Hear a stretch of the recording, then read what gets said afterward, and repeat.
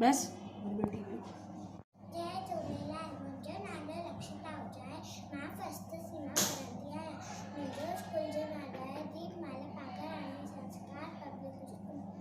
मां तव्हांखे हिकु सिंधी पोयम ॿुधाइण चाहियां थी।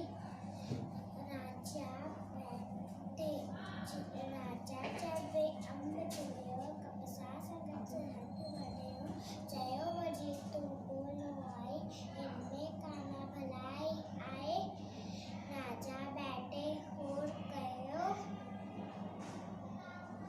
बस।